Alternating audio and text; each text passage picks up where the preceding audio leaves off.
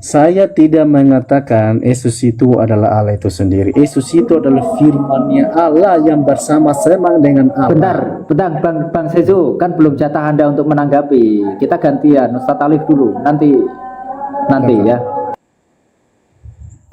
Oke, baik, terima kasih. Jadi gini ya, teman-teman Kristen, nanti tanggapilah, sabar.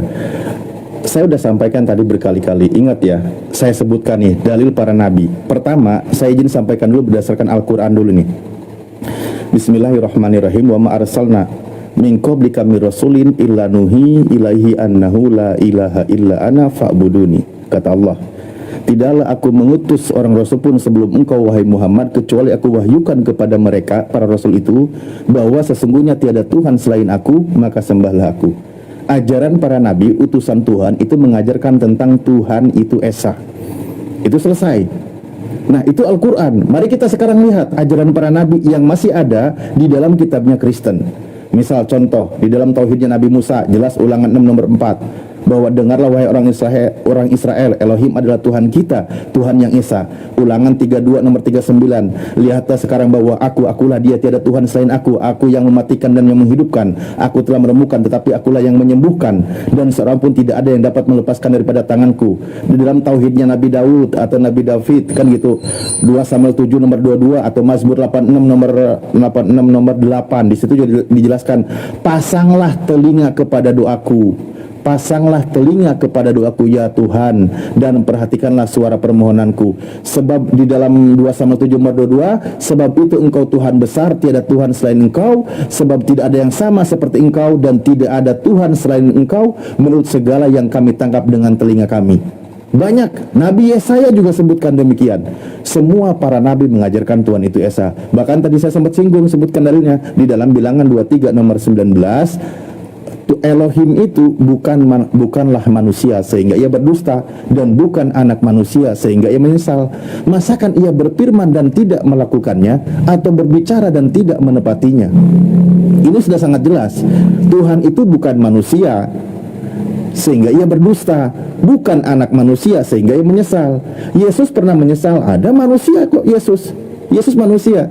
Masakan ia berfirman dan tidak melakukannya? Kalau Tuhan sudah berfirman bukan manusia, tidak mungkin diingkari firman-Nya, atau berbicara tidak menepatinya. Kalau Tuhan sudah berfirman bukan anak manusia, tidak mungkin anak manusia itu Tuhan.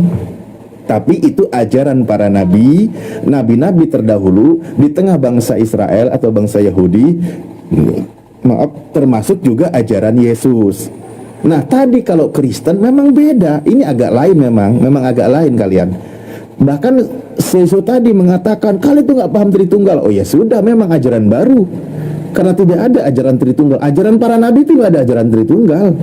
Kalian itu ajaran baru. Cobalah kau lihat sejarahnya Tritunggal, siapa yang melahirkan tuh?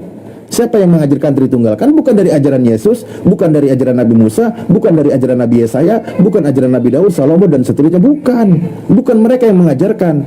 Tapi itu baru lahir di abad kedua. Itulah yang menjadi kekristenan, prinsip ketuhanannya, kan gitu. Nah, ini kalau Kristen memang dari sini lahirnya. Makanya aku bilang tadi di sini, saya akan coba hargai imannya Kristen, tapi saya izin membela imannya Yesus yang menuhankan Tuhan yang Esa. Itu aja, terima kasih. Oke, baik, saya dulu ya Bang Sezo ya, izin ya. Jadi begini, saya mohon maaf, saya tanggapin Pak kawan kita Pak Gofur ini. Tadi masuk kepada Injil Yohanes ya, Injil Yohanes pasal yang ke-20, ayat yang ke-20 ya. Ya, ayat yang ke-28.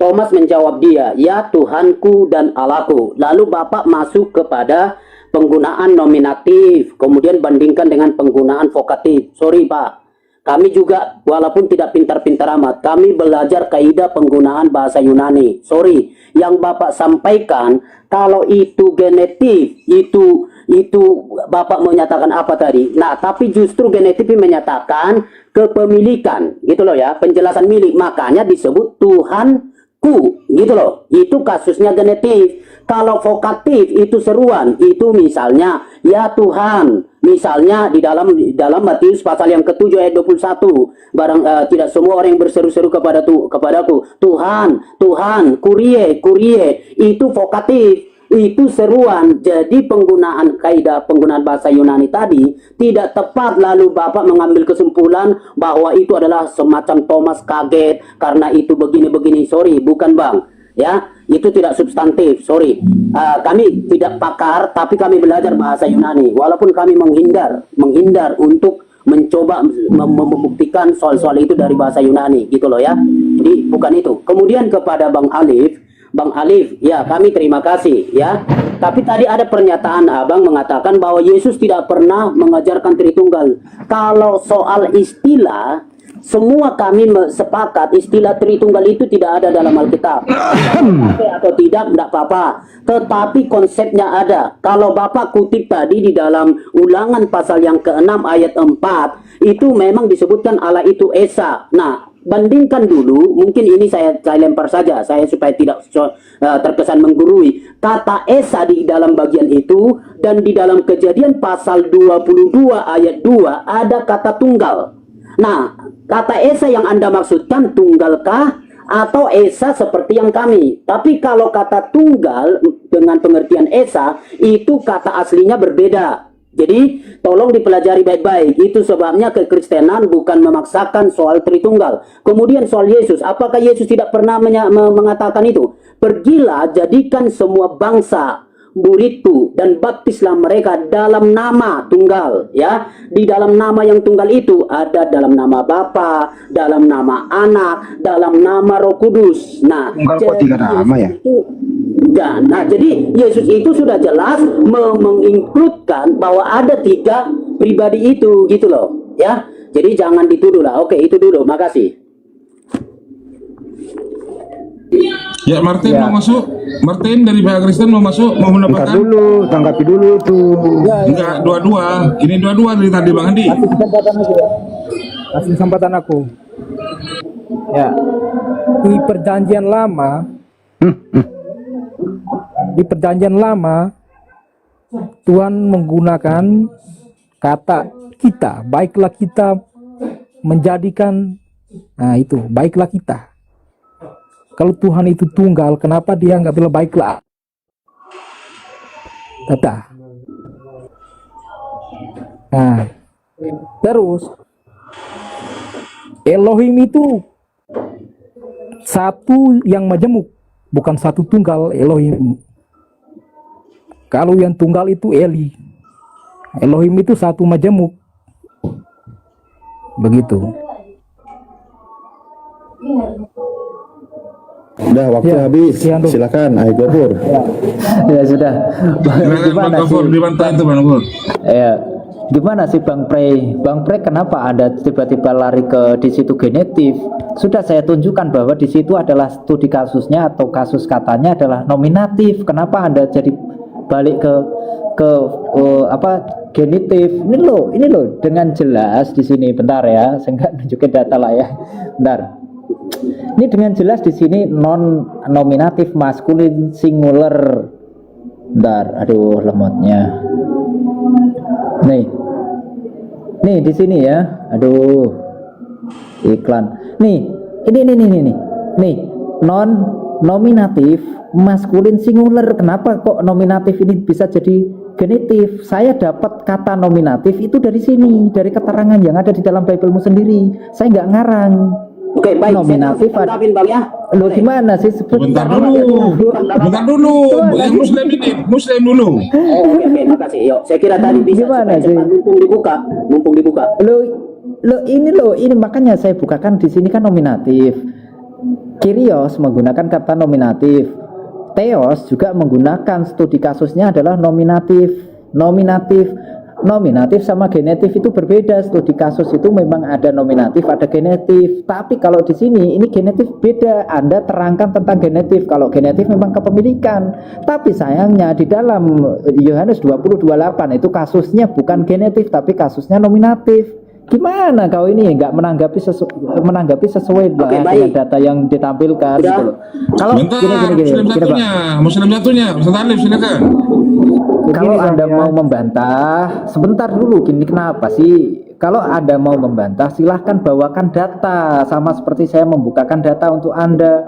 Saya kasih lihat bentuk katanya seperti apa, tertulisnya di dalam Bible apa, dan juga perbedaan antara nominatif, vokatif, genetif itu saya tunjukkan semuanya. Lalu kamu bantah dengan narasi kosong tanpa menunjukkan data, ya percuma. Itu loh. Silahkan Ustaz Alif. Oke, baik. Silakan, betul, Gimana? Ustaz Saya Alif tanggapi ya. sekarang. Ustaz Alif sekarang, nanti dibantah. Nggak sabaran dia. Bukan. Jadi gini, kalau studi kasus yang Anda maksudkan, jadi di situ ada kata mau ya. Kata mau itu tadi itu kata ganti, itu yang saya bilang, itu kata ganti betul yang berkasus genetik. Nah, kalau pakai kata kurios itu nominatif, tidak memberikan makna teologis apapun yang menyangkali bahwa Yesus adalah Tuhan atau Allah. Tidak. Jadi kasus tidak memberikan makna teologis itu. Kasus itu hanya menempatkan dia, apakah dia sebagai subjek, apakah dia sebagai objek, apakah dia sebagai keterangan. Serius. Boleh buka. Oke deh kalau gitu izin tanggapi juga ya. Izin barusan gini. Itu Ya. salah karena dia kasus genetik atau Oke. lalu Saya izin tanggapi itu juga. Salah total. Sorry ya Bang ya. Oke, izin tanggapi juga ya sebelum ke materi yang saya tadi. Izin Ahigopur saya tanggapi. Oke, sekarang begini Pak. Anda kan tadi bawa Yohanes 20 nomor 28 itu kan yang dibahas. Pertanyaan saya sederhana gini. Yesus itu suruh dipercaya sebagai Theos atau anak Theos? Berdasarkan catatan Yohanes itu sendiri. Oke. Coba tanggapi. Jadi menurut Yohanes pasal yang kelima, dia menyatakan Jangan kelima, Yohanes 20 tadi. kalau itu Yohanes 20 tadi gini Pak. Yohanes 20 tadi dikatakan begini, oke? Memang masih banyak tanda lain yang dibuat Yesus di depan mata murid-muridnya yang tidak tercatat dalam kitab ini. Tetapi semua yang tercantum di sini telah dicatat. Semua kamu percaya bahwa Yesuslah Mesias, anak Theos. Tuh. Di Yohanes 20 sendiri dari 28 ke 31, prinsipnya Yesus itu anak Theos, bukan sebagai Theos. Oke. Kalau Anda paksakan sebagai Theos, Anda menyalahi kitab Yohanes. Saya izin mute, Ahigopur kembali di sini lagi ada, maaf. Ya, Oke, jadi baik, konsisten Pak. Kita masih bawa di Yohanes 20. Anda mau mengatakan Yohanes 20 itu berbicara tentang Yesus anak Theos atau Yesus Theos? Kalau Anda mengatakan baik. bahwa di Yohanes 20:28 itu Yesus disebut Theos, berarti ada narasi Yohanes yang mengatakan Yesus anak Theos, berarti salah. Yang mana yang konsisten nih? Yang konsisten dulu Pak. Oke, Itu. baik. Ketidakkonsistenan itu tidak tepat di situ. Hanya yang kita mau hanya justru begini. Kenapa Yohanes di satu sisi bilang begini, di satu sisi dia bilang begini? Itu bukan tidak konsisten, tidak. Tapi kita sebagai penafsir, kita sebagai yang datang sekian ribu tahun yang kemudian, justru kita harus menundukkan diri. Bukan, oh ini tidak konsisten, gitu ya. Tapi justru, kenapa sih dia bilang begini? Kenapa dia bisa bilang begini? Oke. Nah, kemudian soal materi, apakah Yesus itu soal anak Allah atau Allah itu sendiri? Nah, kalaupun dibawa ke ayat itu bahwa supaya kita percaya bahwa Yesus adalah anak Allah, baca saja konsep anak Allah berdasarkan pemahaman orang Yahudi dan pemahaman Yesus yang dia perkenalkan di dalam Yohanes pasal yang kelima. Jadi ketika dia menyatakan dirinya anak Allah, orang Yahudi langsung geger, orang Yahudi tidak terima. Sebab apa? Penggunaan kata anak Allah yang diklaim oleh Kristus bagi dirinya,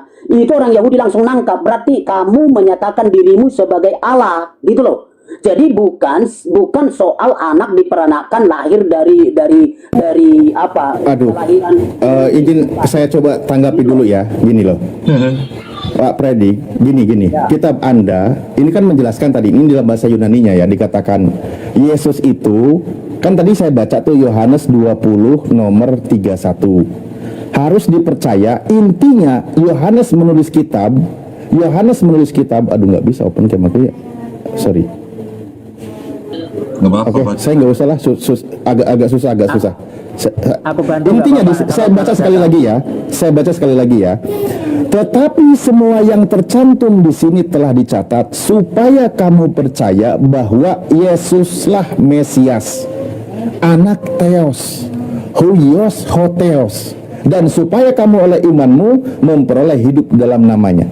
Jadi Yohanes 1 sampai 20 sampai ke pasal yang terakhir, poinnya adalah tentang Yesus itu adalah anak Theos. Itu jelas tuh. Kalau Anda katakan tadi dimaknai di 28 Yesus itu adalah Theos, artinya Anda sedang menyalahi catatan Yohanes ini. Itu gugur catatan Yohanes. Karena Yohanes mengatakan semua kisah Yesus itu intinya kamu harus percaya kalau dia itu anak Theos. Nah, sekarang pemahaman anak Theos dalam konsep Kristen dengan konsep Yahudi beda atau sama? Saya yakin beda. Karena di dalam penjelasan kitabnya orang Yahudi banyak sekali yang disebut anak Theos, tetapi mereka bukan Theos. Tapi kalau di dalam pemahaman Kristen, anak Theos diimani juga sebagai Theos.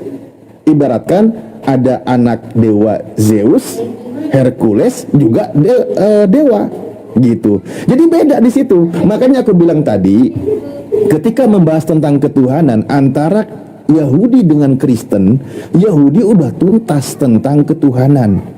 Yesus sendiri mengajarkan ketuhanan tidak berbeda dengan Yahudi. Lalu lahirlah Anda sebagai Kristen pasti menghadirkan Tuhan yang baru. Bahkan di sini utusan Tuhan, anak Theos pun diteoskan. Ini Theos yang baru. Karena jelas di situ, ya, jelas di situ.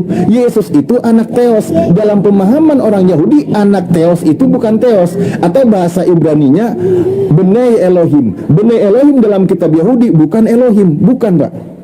Israel disebut Bnei Elohim, Efraim disebut Bnei Elohim, Salomo disebut Bnei Elohim, semua banyak disebut Bnei Elohim, tapi mereka tidak disebut sebagai Elohim. Maksudnya dia itu adalah manusia utusan Elohim. Tapi kalau untuk Kristen, anak Theos itu Theos. Makanya tadi dipaksakan Yohanes 20 nomor 28 Yesus itu harus Theos. Padahal Yohanes sendiri mengatakan intinya Yesus itu adalah anak Tuhan. Maksudnya apa? Hamba Tuhan, utusan Tuhan. Itu yang benar. Silakan. Oke, baik. Jadi begini, apa yang Bapak sampaikan kami lagi tidak bantah. Kami berterima kasih untuk itu tetapi hanya kurang lengkap. Nah, saya berikan penjelasan yang agak ringkas. Jadi gini, di dalam pengutipan Bapak di dalam Injil Yohanes pasal yang ke-20 ayat 31 bahwa di sana diperkenalkan Yesuslah Mesias, anak Allah, dan supaya kamu oleh imanmu memperoleh hidup dalam namanya. Itu sudah betul. Jadi begini, apa yang dimaksudkan oleh Yohanes dari sudut tujuan penulisannya di dalam Injil itu supaya pembaca pendengarnya mengerti bahwa Yesus adalah Mesias, anak Allah. Nah, lalu dengan itu mereka memiliki hidup yang kekal dengan percaya tentunya ya. Nah, itu tidak salah, tetapi di dalam semua nats yang dituliskan itu Yohanes juga memaparkan bahwa ada kutipan, ada peristiwa, ada kata-kata, ada pernyataan bahwa ternyata Yesus itu disebut Tuhan. Jadi Yohanes tidak membuang itu. Kalau Yohanes tidak menganggap itu tidak sebagai kebenaran, kalau Yohanes tidak menganggap itu sesuatu yang tidak perlu disampaikan, dia tidak tulis itu, gitu loh. Tetapi dia justru jujur, dia tulis semua itu, membuktikan Yesus itu Mesias, yes. Yesus anak Allah, yes. Lalu apakah Yesus itu Tuhan atau Allah? Yes, gitu loh. Nah, kemudian kalau kita... Nah, itu bedanya. Itulah Kristen ku bilang tadi. Goper kalau masuk-masuk. Kan udah bilang, Yesus itu anak Theos. Yesus itu Bnei Elohim. Bnei Elohim itu banyak. Dalam pemahaman Yahudi, ayat 18. ya, dengerin dulu. Dalam pemahaman Yahudi, anak-anak Tuhan itu bukan Tuhan. Malaikat juga disebut anak Tuhan. Utusan Tuhan disebut anak Tuhan. Itu jelas dalam pemahaman Yahudi. Tapi Anda tadi borong barusan Anda sebutkan, dia anak Tuhan, iya. Dia Tuhan juga, iya. Ya ini saya bilang ajaran baru di tengah bangsa Yahudi. Tapi yang ditolak oleh bangsa Yahudi, tapi laku di luar bangsa Yahudi. Itu yang ku bilang tadi, Pak. Ya, saya kasih ayat, Bang. Yohanes pasal 5 ayat yang ke-18. Bang Pradika, bentar. Bang Pradika. Bang Pradika tadi kan sempat sampaikan juga bahwa kita itu tidak bisa menafsirkan dengan cara kita sendiri karena kita itu sudah terlampau jauh dari mereka. Nah, makanya di sini dalam Yohanes 21 nomor 31 ini adalah inti dari apa yang telah ditulis Yohanes, bahwa intinya Yohanes 1 ayat 1 sampai Yohanes 21 ayat 24 atau 25 intinya adalah di sini. Maksud Injil ini dicatat adalah memang masih banyak tanda lain yang dibuat Yesus di hadapan mata murid-muridnya yang tidak tercatat dalam kitab ini. Tetapi semua yang tercantum di sini telah dicatat supaya kamu percaya. Supaya kamu percaya apa? Bahwa Yesuslah Mesias, anak Theos. Itu Oke, inti baik. dari inti tulisan Yohanes. Jadi bentar dulu. Jadi kalau Anda mau bawa ke Yohanes 5, mau bawa ke Yohanes 1, mau bawa kemana, intinya yang ditulis Yohanes itu adalah Yesus anak Theos. Kalau Anda menganggap Yesus itu Theos, berarti Anda menolak Yohanes. Oke, Anda baik, menolak baik. Yohanes berarti. Ya, oke, baik. Saya tanggapin Bang ya. Jadi begini, kita bicara inti itu tidak salah. Tetapi ketika kita mau bicara inti, sebelum ke inti sana, itu sudah ada banyak bagian penjelasan, penarasian dari seorang Yohanes.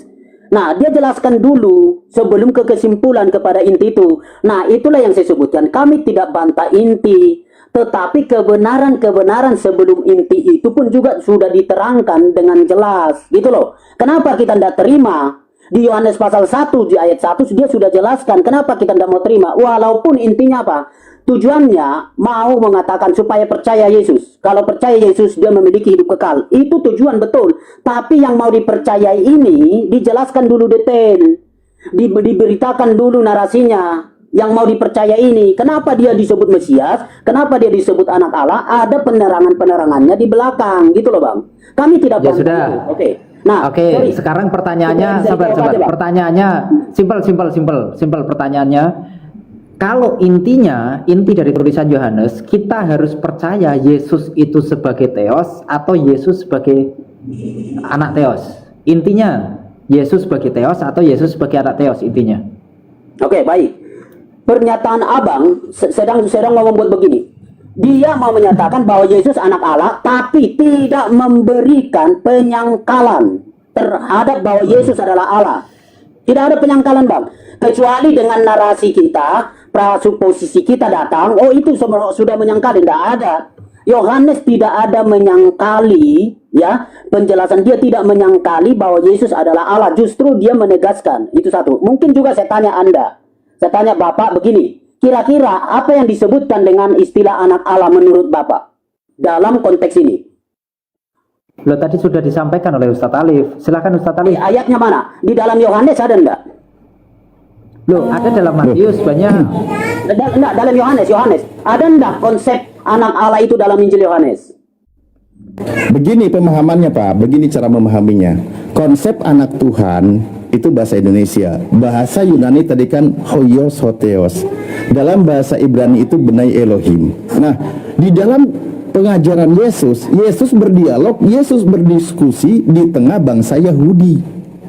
Sehingga ketika dibahas tentang anak Elohim, bahkan Elohim itu sendiri disebut, itu merujuk kepada bukan Tuhan ketika konteksnya dengan para nabi, manusia yang diutus oleh Tuhan. Buka Mazmur 82 nomor 6, kitab Anda juga menjelaskan.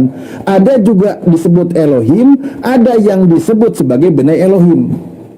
Di situ dijelaskan maksud Elohim atau anak Elohim dalam pemahaman orang Yahudi. Di situ dijelaskan adalah seorang manusia yang diberikan kewenangan oleh Tuhan untuk menyampaikan firman Tuhan, menegakkan hukum Tuhan. Itu jelas itu. Bukan berarti manusia itu adalah Tuhan. Bukan, itu dalam pemahaman orang Yahudi. Yesus berdialog, Yesus berdebat, Yesus berdiskusi di tengah bangsa Yahudi. Maka ketika membahas tentang anak Theos atau anak Tuhan, kembalikan penafsirannya ke tengah bangsa Yahudi yang dicatat oleh kitab Anda sendiri. Maka kalau berbeda dengan penafsiran Yesus di sana, artinya Anda punya konsep baru. Anak Theos adalah Theos. Hercules anak dewa Zeus juga dewa, Hercules juga dewa. Itu konsep dewa-dewa. Tapi konsep bangsa Yahudi, anak Tuhan itu bukan Tuhan. Bahkan Nabi Musa sendiri di dalam Keluaran 7 nomor 1 disebut sebagai Elohim. Tapi tidak ada satupun orang Yahudi yang menuhankan Nabi Musa. Itu nggak ada. Begitu Pak. Jadi anak Tuhan itu maksudnya manusia utusan Tuhan yang diberikan wewenang oleh Tuhan untuk menyampaikan firman Tuhan. Oke, baik. Karena ini adalah sebuah konsep dan itu mempengaruhi penafsiran terhadap Injil Yohanes tadi, Yohanes pasal 20 tadi, mungkin lebih baik begini Pak, narasi Bapak itu tolong tunjukkan ayat atau peristiwa atau secara implisit, eksplisit bahwa narasi Bapak itu ada di dalam Alkitab. Bisa dibuktikan ayat enggak? Oh, bisa. Oke, Bisa. silakan. Oke. Tapi Anda nanti terima ya penjelasannya ya. Oke, tapi saya akan tunjukkan juga ayat nanti Pak ya. Oke, baik. Ya, silakan versi Kristen, silakan versi Yahudi, versi Yesus beda saya bilang tadi. Bukan versi Kristen, versi saya, bukan. Versi Alkitab. Lah iya kan versi Kristen. Saya bilang versi ajaran Yesus dan versi Yahudi. Makanya aku bilang dari tadi. Ya. Nih ya. Ada enggak buku Yahudi di dalam yang Bapak kutip itu? Ada enggak buku Yahudinya? Bawa di sini buku Yahudinya. Coba. Allahu Akbar walillahilham. Ini kitab Anda loh Pak. Ini kitab Anda nih. Ini saya sebutkan. Nih, ini mengutip nih contoh di dalam Yohanes nih ya. Di sini Yohanes 10 nomor 34. Ini pernyataan Yesus ketika Yesus berdialog dengan bangsa Yahudi kan gitu. Nih, kata Yesus kepada mereka, "Tidakkah ada tertulis di dalam kitab Taurat kamu, aku telah berfirman kamu adalah Elohim." Oke? Nah, Yesus sedang menjawab orang Yahudi, "Kamu adalah Elohim." Elohim di sini merujuk ke mana? Ini kitab Anda loh. Ini masih punya Kristen ini. Ini merujuk kepada Mazmur 82 nomor 6. Di sini kalau kita buka secara lengkap, nih, kita buka dulu secara lengkap ya. Nah, di sini benar bunyinya. Aku sendiri telah berfirman, kamu adalah Elohim dan anak-anak yang maha tinggi kamu sekalian. Kan gitu. Oke, ini lengkapnya ya. Ini lengkapnya. Di sini tentang dalam sidang ilahi dan seterusnya. Nah, saya kembalikan lagi. Nah, di sini penjelasannya, ada yang mendapat gelar sebagai Elohim. Siapa yang mendapatkan gelar Elohim? Nabi Musa. Kalau kepada manusia ya, tertulis di Keluaran 7 nomor 1. Ada juga yang mendapat gelar anak Elohim. Ini banyak, nggak perlu saya tampilkan lagi. Nah, sekarang kita lihat penjelasannya ini nih. Ini catatan full light masih punya Kristen nih. Mazmur 82. Istilah Elohim, oke, mungkin mengacu kepada tokoh-tokoh pemimpin dan hakim Israel yang ditugaskan sebagai wakil Tuhan dalam melaksanakan keadilan, melindungi yang lemah dan membebaskan mereka dari para penindas. Istilah ini sama sekali tidak berarti bahwa manusia berkemungkinan menjadi Tuhan. Itu nggak mungkin. Tetapi hanya bahwa mereka dapat menjadi wakil Tuhan dengan kuasa dan wibawa untuk menjatuhkan hukuman dan melaksanakan keadilan. Nah, ini merujuk juga ke Yohanes 10 nomor 34. Itu Pak, ini kitab Anda yang menjelaskan, belum kepada Yahudi. Kalau dalam pemahaman Yahudi, jelas saya bilang tadi, di dalam Keluaran 7 nomor 1 memang Nabi Musa disebut sebagai Elohim. Ini penjelasannya, catatannya di sini, oke? Nah, tapi kalau Anda paksakan benai Elohim di sini, anak-anak yang maha tinggi, anak Elohim dan juga sebagai Elohim adalah Tuhannya sungguhnya kepada manusia, berarti itu konsep baru di luar bangsa Yahudi. Nah, nanti rujukannya kemana? Bisa kita temukan gitu, Pak. Oke, baik. Oke, nah dengan waktu yang hampir setara saya coba pakai ya. Jadi begini, Yesus tidak pernah menyamakan dirinya dengan pendengarnya, dengan murid-murid sekalipun bahwa dengan penyebutan Bapa kita. Terhadap Allah yang di sorga itu, dia tidak pernah menyebut Bapa kita, tetap Bapakku, Bapamu, ya. Nah, karena apa? Konsep keanakan Yesus sebagai anak Bapa, mulai dari Yohanes pasal 1, sudah disebutkan dengan ayat 18, dia disebutkan anak tunggal Allah, ya. Anak tunggal Allah. Jadi, dia memang disebut sebagai anak tunggal, dan ini diulang-ulang terus sebagai anak tunggal, anak tunggal. Nah, jadi tidak sama keanakan Yesus dengan yang lain sebagai Bene Elohim yang Bapak kutip tadi, itu betul. Tapi itu bukan untuk Yesus. Tapi untuk Yesus secara eksklusif berbeda. Dia disebutkan sebagai anak tunggal. Nah, satu kali di dalam sebuah peristiwa di ayat yang 17-18, Yesus menyebut yang di sorga itu Bapakku. Nah, akhirnya ayat 18 saya baca begini. Sebab itu orang-orang Yahudi lebih berusaha lagi untuk membunuhnya. Bukan saja karena ia meniadakan hari Sabat, tetapi juga karena ia mengatakan bahwa Allah adalah Bapanya sendiri. Dan dengan demikian menyamakan dirinya dengan Allah. Ini teologi Yahudi. Jadi mereka marah terhadap Yesus karena Yesus itu mengatakan Bapakku secara eksklusif, Bapaknya sendiri, yaitu anak tunggal tadi. Nah, mereka marah, itu dianggap berarti Anda, saya pakai bahasa begitu ya, Anda menyebut Bapakku, ya, Bapakku, itu artinya Anda menyamakan diri dengan Allah itu sendiri, makanya mereka marah. Jadi berbeda. Orang Yahudi mulai dari PL, bahkan penggunaan Bene Elohim itu sudah banyak. Adam disebut, malaikat disebut, orang Israel disebut, orang-orang percaya, orang Kristen disebut. Itu betul. Tapi Yesus tidak pernah disatukan dalam penyebutan Bapa kita kah, tidak ada itu. Selalu Bapakku, Bapamu. Gitu loh. Karena Yesus beda keanakannya, gitu ya. Jadi maka istilah anak Allah jelas menyangkut bahwa pengidentifikasian dirinya sebagai menyamakan diri dengan Allah. Itu makanya orang Yahudi marah. Oke, itu di dalam Yohanes 5 ayat 17-18. Makasih.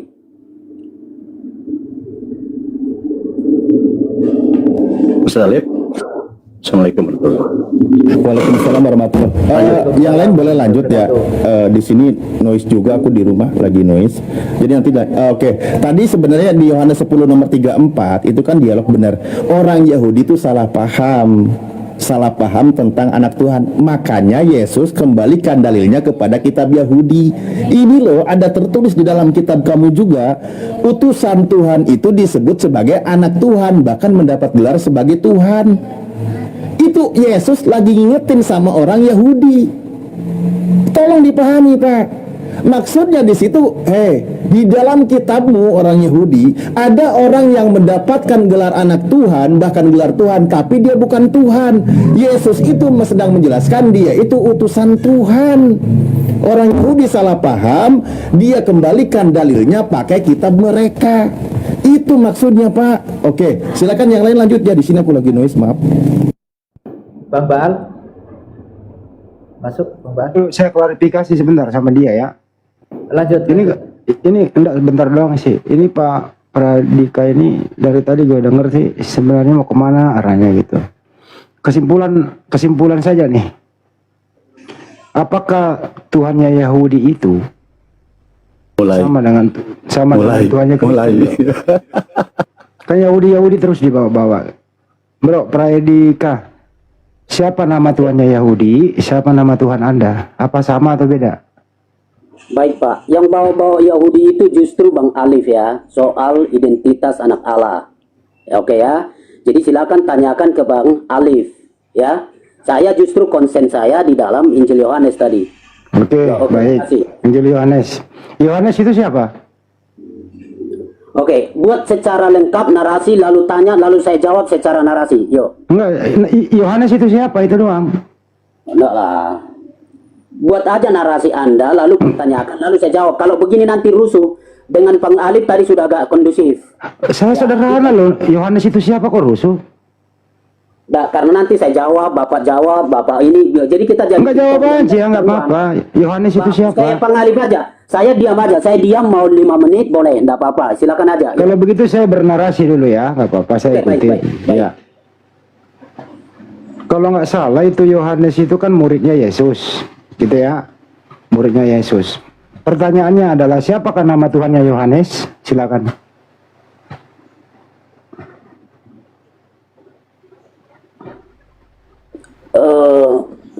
Saya begini kurang pas di dalam dialog begini karena nanti itu banyak pertanyaan-pertanyaan yang seolah-olah jadi jebakan. Jadi lebih baik kita bernarasi saja. Tadi bilang bernarasi tapi tidak ada narasinya. Saya tunggu. Saya bernarasi lagi. Buat dulu narasinya, Bang. Ya, sebentar. Saya ikutin aja sampai dia mau. Pertanyaan. Ya baik. Menurut informasi yang saya dengar saya baca, Yohanes itu menulis ada beberapa kitab ya. Kenapa putus lagi sih internetnya? Rungkat lagi ya. Terusin dulu, rungkat lagi gua nih di YouTube. Masya Allah.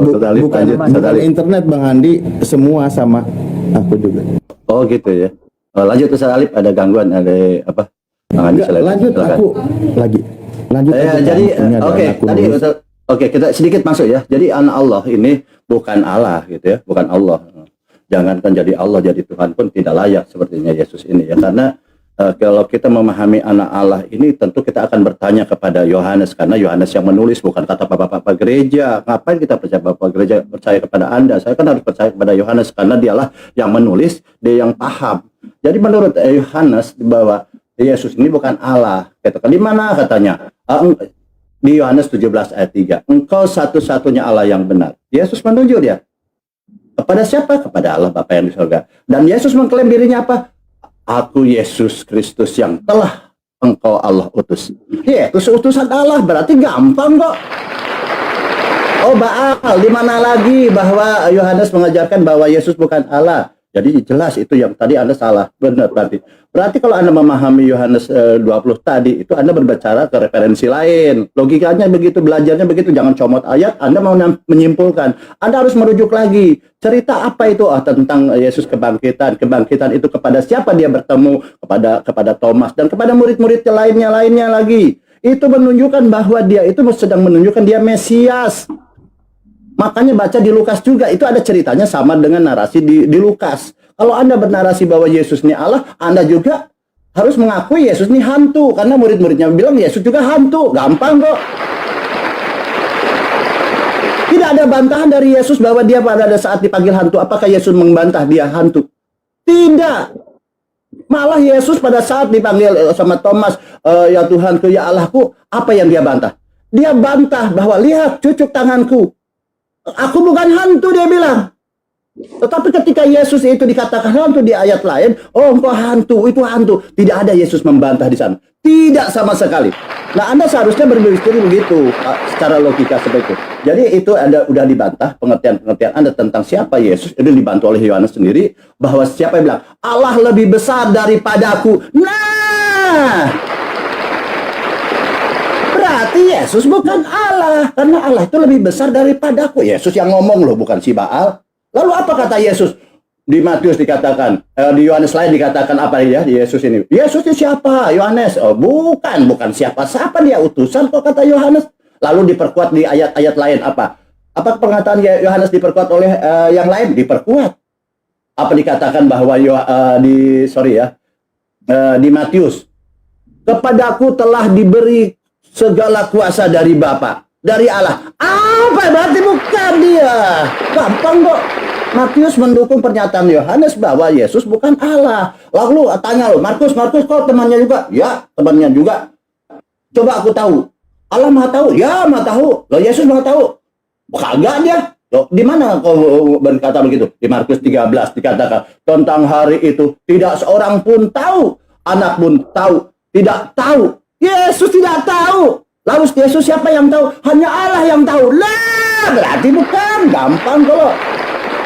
Jadi gampang. Jadi yang dimaksud anak Allah dalam tradisi Yahudi, karena Yesus orang Yahudi ya, bukan Indonesia ya, bukan orang Batak, apalagi orang Batik, tidaklah, apalagi orang Sunda ya, tidaklah, orang Makassar dia tidak. Dia memang orang Yahudi, dia paham dalam konteks anak Allah itu adalah dia utusan yang dikuduskan, yang diutus ke dunia. Dia adalah penyampai firman. Itu anak Allah. Orang-orang yang dikasih Allah. Bukan anak Allah. Nanti dibilang anak sekolah. Berarti anak-anak sekolah itu adalah sekolah. Batal.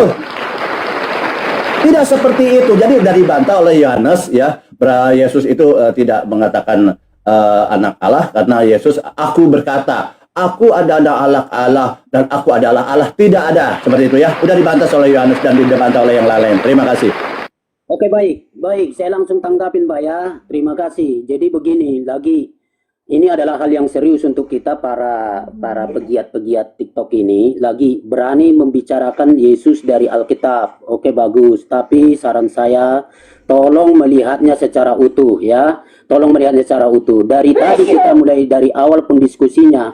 Apa yang Bapak sampaikan saya tidak bantah, itu betul. Tetapi tidak lengkap ya, tidak lengkap. Nah, kemudian ya, tadi Bapak bilang bahwa Yohanes sendiri membantah bahwa Yesus itu bukan Allah. Dan lalu yang nulis Yohanes 1 ayat 1 siapa? Itu juga kan Yohanes, penulis yang sama. Kemudian tadi pengakuan Thomas itu kata Bapak bahwa itu langsung dibantah Yesus. Saya lihat ayatnya tidak ada Yesus membantah itu, bahwa dia berkata, oh aku bukan Tuhan, aku bukan Allah. Tidak ada bantahan itu, tapi Bapak tadi bilang ada itu. Saya bilang tidak ada, Pak. Oke, saya kira itu jawaban singkat saya. Makasih. Terima kasih sedikit ya. Gitu. Jadi betul Anda Yesus. Aku ngomong. Silakan. Silakan Martin. Kalau Tuhan itu satu tunggal, ya kan? Kenapa menggunakan Elohim? Waduh, nggak nyambung. Terus Nggak nyambung, nggak nyambung. dengar. Dah, Ya gini. bentar Aku dulu, ngomong, ini nanti aja, karena nggak nyambung sama diskusinya. Silakan Pak Debaal. Ya, Yesus firman, no. Anda menggunakan Yohanes 1 ayat 1 itu bukan untuk Yesus. Anda mengatakan Yohanes adalah murid Yesus. Dia paham tentang Yesus. Tentunya kalau Yohanes adalah murid Yesus, Yesus tahu itu Yohanes tahu itu Yesus. Yohanes 1 itu tentu akan berbicara tentang Yesus. Dia akan menulis itu siapa sosok itu Yesus. Dia tidak tulis Yesus. Sampai Yohanes 1, 2, 3, 4, 5, 6, 7, sampai 14, 15 sampai 16 tidak menulis Yesus. Gampang kok. Kalau memang itu Yohanes 1, 2, 3 sampai Anda kan comot-comot biasanya. Yohanes 1 ayat 1 pada mulanya firman dan langsung aja firman itu telah menjadi daging. Ditafsir lagi daging itu adalah manusia. Ditafsir lagi itulah Yesus. Bukan seperti itu. Makanya kalau Anda mengatakan Yohanes itulah murid Yesus, tentu dia akan menulis firman itu telah menjadi Yesus. Gampang kok Yohanes. Oh dia muridnya. Tetapi apa? Bentar ya. Sebentar, ya nanti Anda ya. Jadi begitu ya teman-teman. Jadi tentang Yohanes 1 ayat itu bukan tentang tentang Yesus. Nah, ketika Yohanes itu memang kenal Yesus, dia akan menulis Yesus. Di mana ayatnya? Di ayat 17 baru berbicara Yesus tentang hukum Musa. Gampang. Gampang sebenarnya. Hukumnya adalah ketika Anda mengatakan Yohanes adalah murid Yesus, tentunya Yohanes tahu ayat ini untuk siapa. Tentunya dia akan menulis sosoknya siapa. Tidak seperti kalian kan berantem terus sampai sekarang siapa firman itu siapa. Lalu bicara tentang firman, baca Yohanes 17 ayat 7 nomor 6. Ajaranku tidak berasal dari diriku. Katanya firman.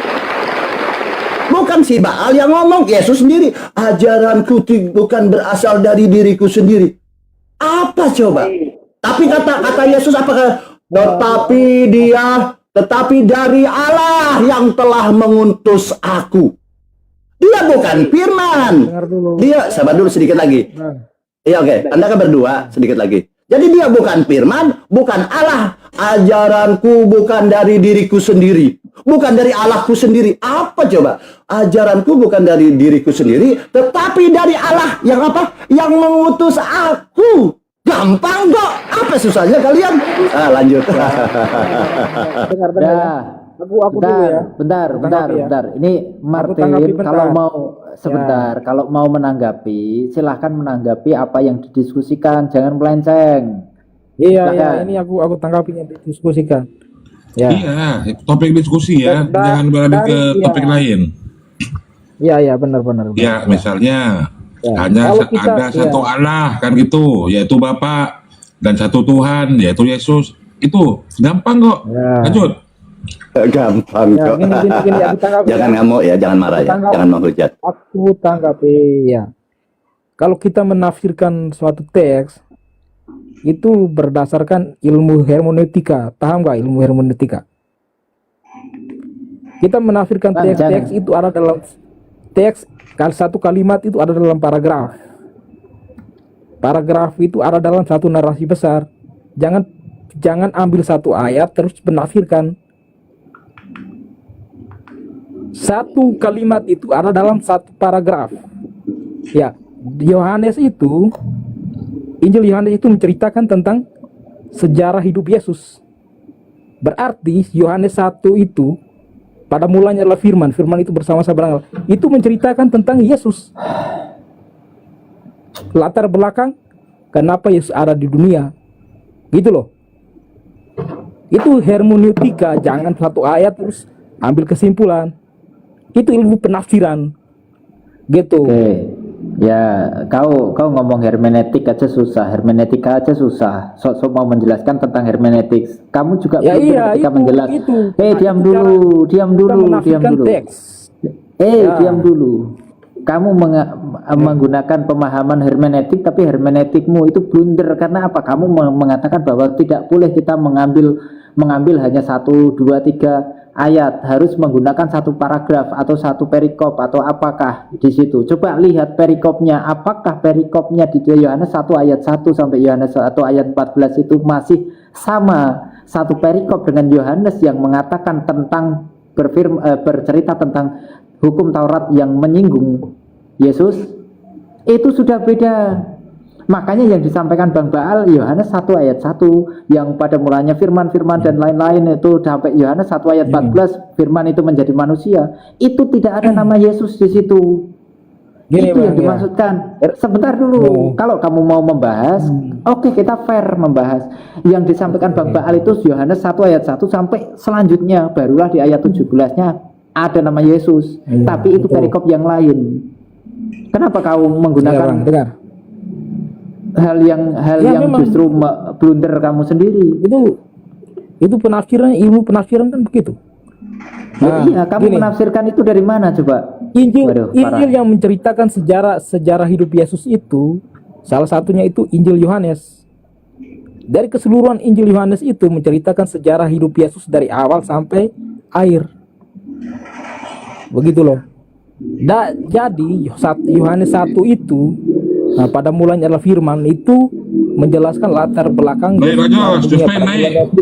firman itu bersama-sama dengan Allah dan firman itu adalah Allah. Makanya kalau kamu mau bawa itu silahkan tunjukkan di mana Yohanes mengatakan bahwa firman itu menjadi Yesus. Itu yang ditanyakan Bang Baal. Mana Yohanes mengatakan diam dulu. Pahami. Mana penyampaian Yohanes yang mengatakan bahwa Yohanes menyampaikan firman itu menjadi Yesus? Mana datanya? Oke, baik. Mana datanya? Ya.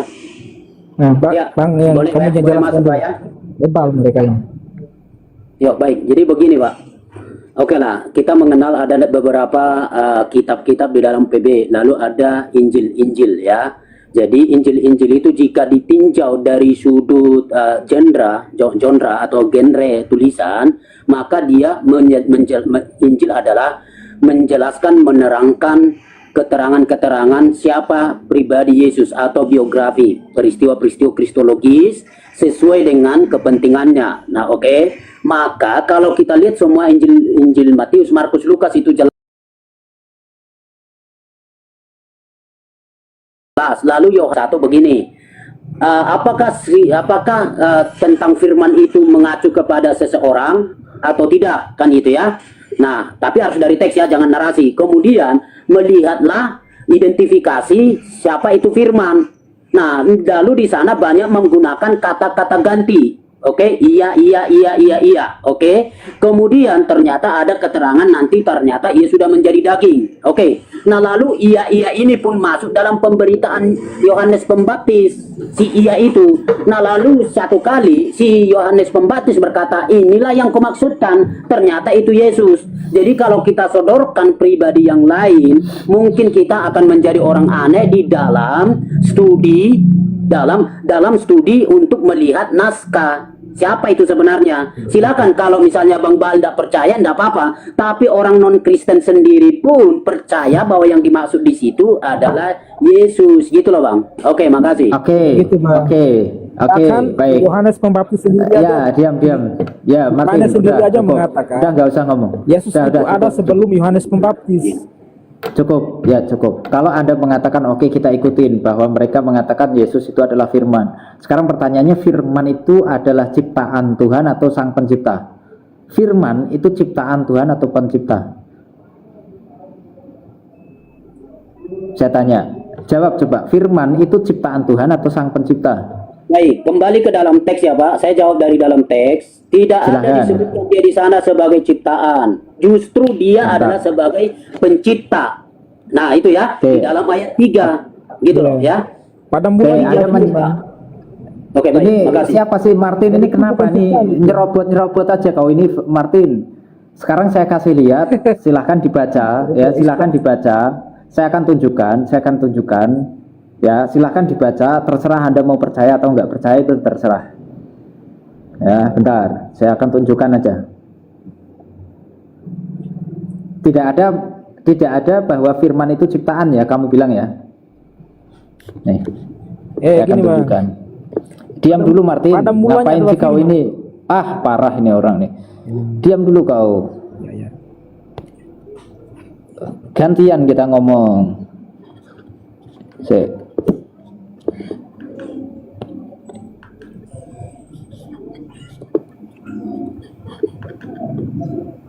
Loh, nggak besar.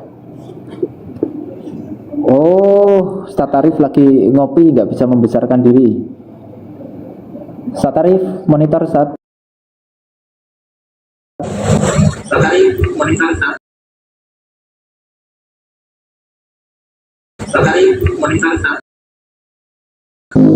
Oke. Nah, oke. Ya, di sini Wahyu 3 nomor 14. Dan tuliskanlah kepada malaikat jemaah di Laodikia, inilah firman dari Amin. Firman dari Amin ini siapa? Pra. Jelaskan Bang saja Pra. Pak, saya tidak mau tiktokan begini, jelaskan aja baru nanti saya bantah. Oke. Oke. Inilah firman dari Amin, saksi yang setia dan benar, permulaan dari ciptaan Tuhan. Oke, kalau kita lihat ya, kalau mau membantah firman ini apa sih? Apakah firman di sini adalah yang dimaksudkan kalian sebagai Yesus atau bukan? Ini bukan Yesus nih. Kalau kita lihat firman di sini strong numbernya 3004, di sini ada lego. Lego itu kata dasar dari logos juga, sama dengan logos yang kalian katakan di dalam Yohanes 1 ayat 1 yang mengatakan yang kalian sebut di sini adalah Yesus. Yesus di sini disebutkan sebagai ciptaan Tuhan. Jeder.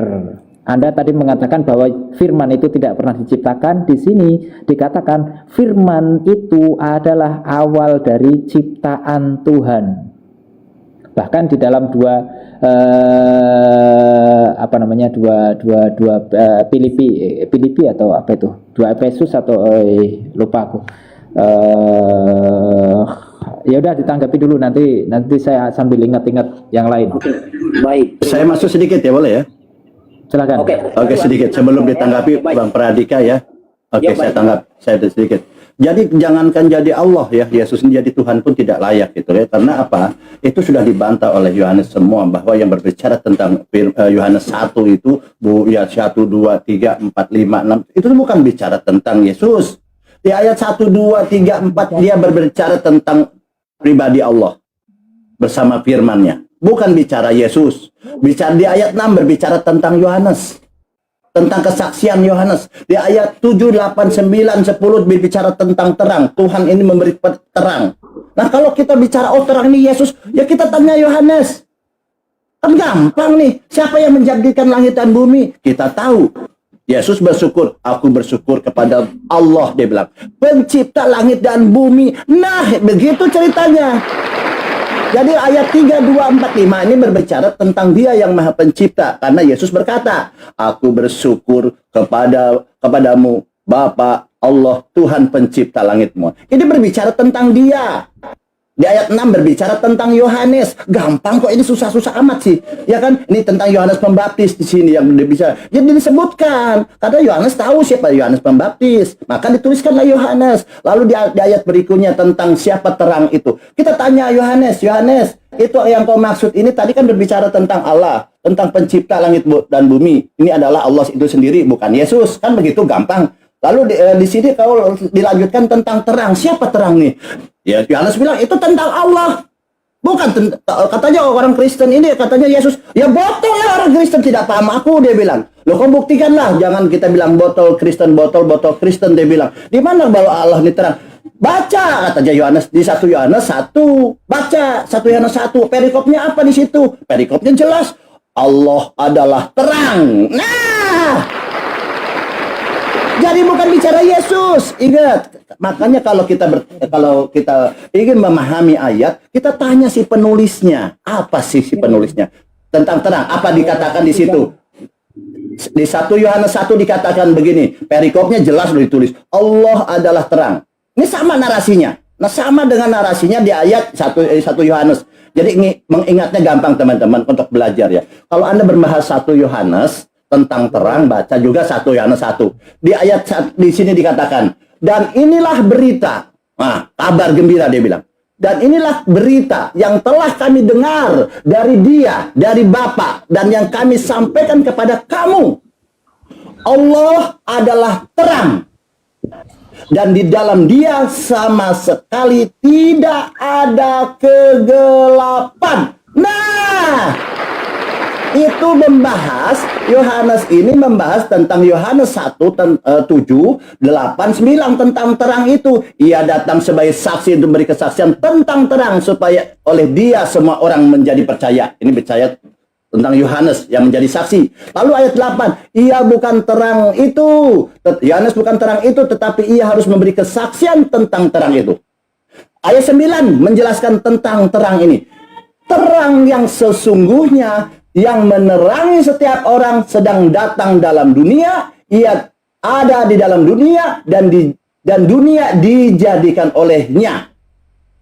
Aku bersyukur kepadamu, Tuhan pencipta langit dan bumi. Nah ini berarti Bapak di sini. Ayat 10, ia telah ada di dalam dunia dan dunia dijadikan olehnya, tetapi dunia tidak mengenalnya. Ia datang kepada milik kepunyaannya, tetapi orang kepunyaannya tidak mengenalnya. Di sini terang itu bercahaya di dalam kegelapan dan kegelapan itu tidak menguasainya. Terang itu ada dalam kegelapan, sama dengan di 1 Yohanes 1. Dan inilah berita yang telah kami dengar dari Dia dan yang kami sampaikan kepada kamu. Allah adalah terang dan di dalam Dia sama sekali tidak ada kegelapan. Gampang kok. Jadi teman-teman, bahwa Yohanes 1 sampai itu tuh bukan bicara Yesus. Kalau Yohanes mengatakan berbicara tentang Yohanes Pembaptis, dia tulis Yohanes Pembaptis. Tetapi kalau bicara Yesus, dan tulis juga, tapi di mana? Di ayat 17 baru bicara Yesus tentang hukum Musa. Gampang kok, apa susah kalian? Jangan kok comot-comot Yohanes 1 nanti loncat ke Yohanes 14. Jadi teman-teman yang Kristen harus paham. Jadi kuncinya adalah ketika Yohanes menulis, kita harus bertanya kepada Yohanes, apa maksudnya? Karena Yohanes sendiri yang paham. Jangan bawa bapak gereja di sini, ini diskusi. Lanjut. Baik, terima kasih Pak Bang. Izin. Oh izin, oke. Izin aku baik. ngomong bentar. Oke, gini Bang. Kamu jangan membuat penafsiran secara sembarangan kayak gitu. Itu loh. Di dalam Yohanes itu, 1 Yohanes itu kan jelas. Firman itu telah menjadi manusia, telah menjadi daging dan tinggal di antara kita. Firman itu telah menjadi daging dan tinggal di antara kita. Nah, itu kamu mengerti secara daging lagi. Gampang ini, cemen lawan Oten yang hanya paham firman, gampang ini. Lanjut. Oke, baik, sudah ya. Bagian saya ya Pak ya. firman itu Pak. telah Oke, menjadi mohon daging izin. dan Ya tinggal maklum di Bapak antara- Al, ini oten-oten jemaat biasa ini. Lanjut. Baik, saya ya. Oke, baik. Lagi menambah yang tadi Pak Bal. Jadi gini, supaya lebih paham konteksnya ini. Jadi Injil-Injil itu menuliskan pribadi yang sama. Nah, lalu ada di situ kehadiran Yohanes Pembaptis. Baca saja semua kitab Injil. Siapa itu Yohanes Pembaptis? Lalu dengan siapa dia berinteraksi soal pribadi yang dia disebutkan akan datang itu, ya. Jadi Yohanes Pembaptis adalah pendahulu atau sebagai suara yang berseru-seru gitu loh ya di padang gurun untuk kehadiran Yesus. Itu semua Injil-Injil menyatakan itu. Kalau Bapak bantah ya silakan. Nah, lalu begini. Kalau Bapak mau, tadi Bapak coba lihat lagi ayat per ayat. Saya sudah sampaikan bahwa ternyata kata ganti iya di situ itu mengacu kepada sang terang tadi. Oke ya, walaupun di bagian pasal 8, pasal 12 nanti terang itu dijelaskan, tapi sudah diberikan identifikasinya. Dan ternyata hadirlah Yohanes Pembaptis. Yohanes Pembaptis sudah memperkenalkan bahwa itu adalah Yesus. Misalnya begini ya, ayat 14, gitu ya, ayat 14. Firman itu telah menjadi manusia. Kata itu adalah di dalam bahasa Indonesia kita mau menyatakan sesuatu yang otentik atau apa namanya itu tertentu. Jadi firman yang tertentu. Jadi firman yang mana? Firman di ayat 1 itu, 1-2 itu loh. Jadi bukan yang lain-lain lagi. Nah, ternyata firman yang di ayat 1-2 itu telah menjadi manusia dan diam di antara kita, dan kita telah melihat kemuliaannya, yaitu kemuliaan yang diberikan kepadanya sebagai anak tunggal Bapa. Dan selanjutnya, nah ayat 13, Yohanes memberi kesaksian tentang dia. Nah, jadi tentang dia. Nah, lalu ayat yang ke bawah disebutkan bahwa itu adalah anak tunggal Allah. Nah, lalu di bawah berikutnya ternyata itu adalah Yesus. Oke, kalau Bapak tetap tidak percaya, ya oke, monggo. Nah, kemudian saya soal Bang ini tadi ya, soal pencipta itu, Yesus sebagai ciptaan. Nah, tadi pertanyaan awal Bapak kepada saya adalah di dalam pasal 1 ayat 1-2 di dalam Yohanes itu tidak ada disebutkan sang logos, sang firman sebagai ciptaan, tidak ada.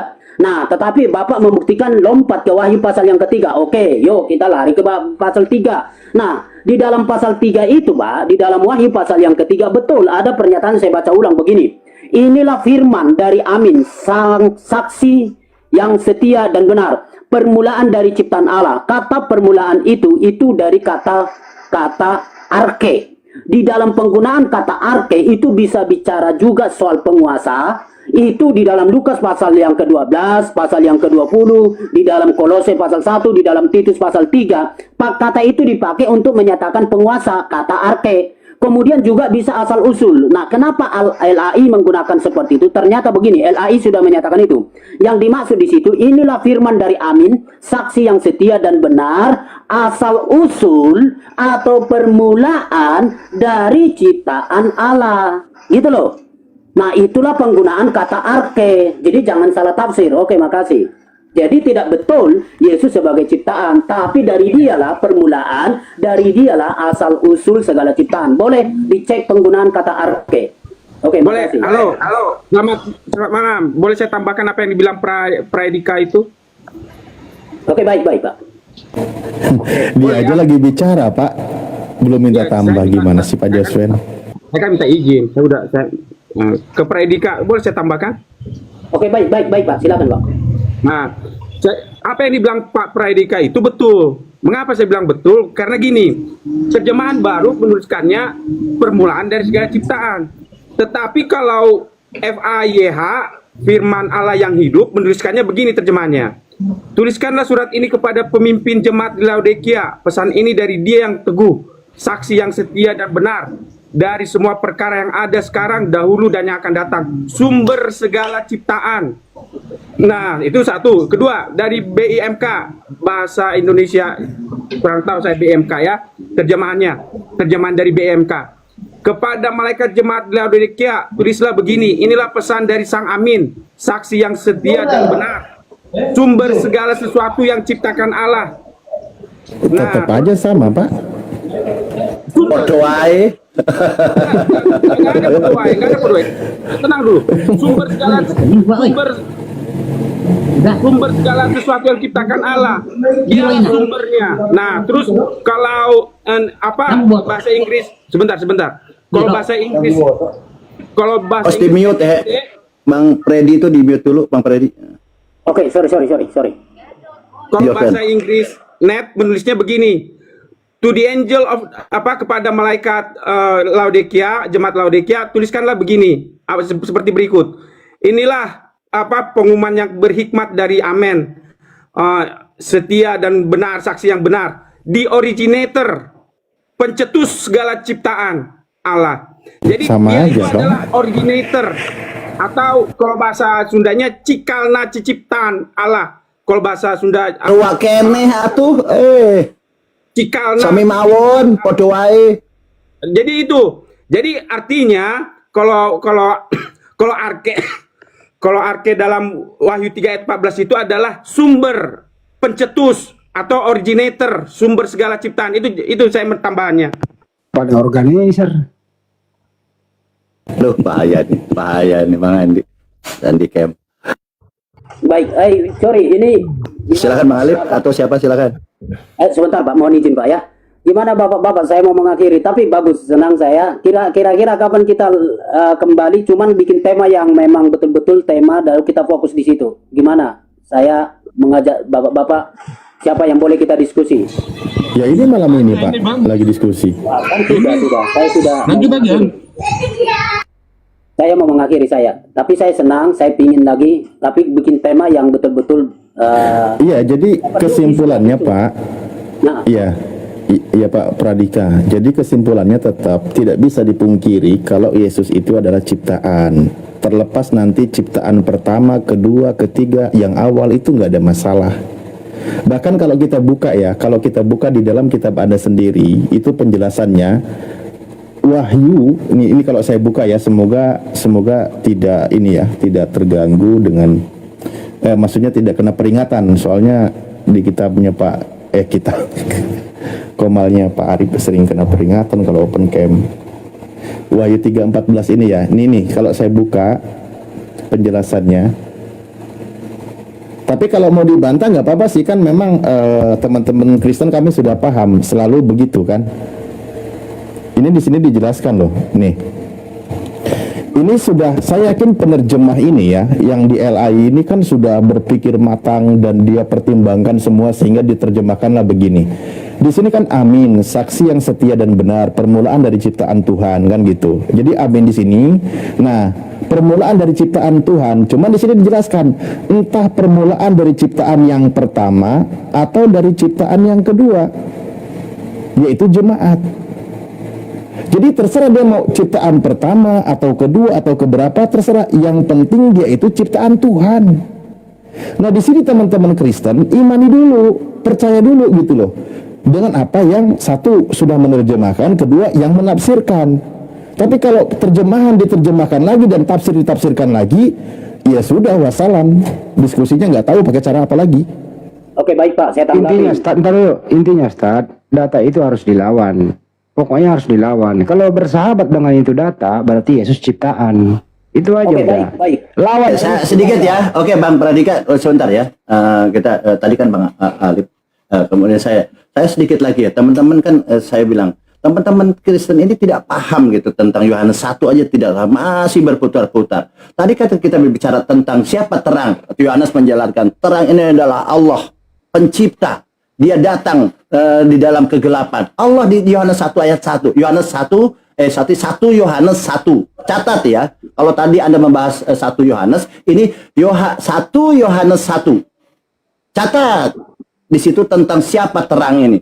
Allah adalah terang, dia bilang. Gampang kok, berarti dia terang, ini Allah. Terus Anda berbicara, loncat ke Yohanes 14. Yohanes 14 ini Anda baca dari ayat 12. Tadi kan sudah diurut. Siapa dia, siapa Yohanes, siapa terang, siapa pencipta langit dan bumi. Nah di ayat 12, 13, 14 ini kita berbicara tentang firman itu telah menjadi daging.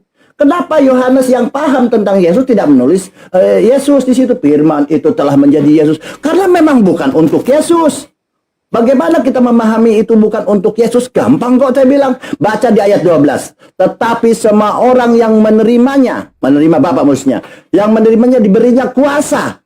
Yesus diberi kuasa. Bukan pemberi kuasa, diberi kuasa oleh Bapa menjadi anak-anak Elohim. Anak-anak Elohim, lihat ya. Di sini jama. Semua orang, dia bilang. Berarti jama, yaitu yang mereka yang percaya dalam namanya. Dalam nama Bapa di sini, bukan nama Yesus. Karena apa? Semua orang. Kalau Yesus kan tunggal, ini berbicara semua orang jama. Oke, Baal, clear, itu jama. Oke, 13-nya Baal, jelaskan. Karena kamu pintar, bijaksana, bijak sini, bijak situ. Oke, 13-nya lihat. Orang-orang lagi bukan Yesus. Jama lagi, ingat, baca Baal yang lengkap, jangan potong-potong ayat. Oke, saya baca. Orang-orang yang diperanakan bukan dari darah atau dari daging, bukan pula secara jasmani oleh keinginan seorang laki-laki, melainkan dari Allah. Clear Baal? Clear. Orang-orang jama. Oke, kita lanjut. Sabar dulu Bang. Sabar dulu Bang. Belum, sedikit lagi, satu lagi Bang. Banyak salah. Sorry. Sabar dulu Bang. Nih, kemudian sedikit dulu Bang. Kira-kira Sabar dulu Bang. bahwa terang itu adalah Allah di situ. Coba buktikan ayatnya bahwa terang yang dimaksudkan di situ adalah Allah. Coba di dalam ayat itu, coba mana? Oke, baik. Saya buka data kalau gitu ya, supaya paham ya, teman-teman. Sedikit ya saya buka data. Tapi saya tidak bisa lama ya buka datanya. Baik. Di dalam Oke. ayat itu Aku baik. tambahin bentar, aku tambahin. Oke, ini sebentar dulu, saya kan belum selesai nih. Baca nih, baca. Makanya saya kan kuncinya 1 Yohanes 1. Oh, lompat Bapak. Bapak tidak mengerti konteks. Apa sih? Anda kan berbicara siapa terang. Makanya tanya Yohanes. Yohanes terang ini siapa? Baca nih. Malu Pak, malu. Loh, Allah adalah terang. Konsisten Anda kan yang dulu, bertanya, Pak. Di dengerin dalam dulu orang menjawab Yohanes 1 pertanyaanmu. ayat 1. Konsisten dulu. Malu Pak, malu. Serius. Kenapa sih? Kenapa jadi panas gini? Kenapa jadi panas? Makin ngaco Coba, Pak, sorry. coba. Sorry Pak, sorry punten. Sorry Pak, jangan dilanjutkan diskusi soal cara Bapak. Bentar, itu. Pak Bapak sudah lompat. Predika Sorry, katanya, sorry ya. bentar Pak Predika, katanya Gimana tadi, cara katanya tadi, Dia bertanya di mana Allah itu terang. iya katanya tadi nggak mau memahami Yang saya maksud secara itu begini, di dalam Yohanes 1 ayat potong-potong. 1 itu ada ndak di dalam teksnya, di dalam konteksnya dulu, nanti lompat kemana-mana Pak. Itu maksud saya. Iya, makanya dalam konteksnya tidak ada bicara Yesus. Kenapa kau disimpulkan Yesus? Mbak, saya kan tidak itu. Oke, kita lanjut sedikit ya teman-teman. Tapi Bapak membabi buta bilang itu Allah, tapi lompat ke ayat yang lain. Saya masih lompat ke ayat 18, Pak. Oke, kita lanjut sedikit lagi ya teman-teman. Sedikit lagi ya. Aku bentar, aku izin aku. Enggak, ini saya belum selesai, sedikit lagi. Aku bentar.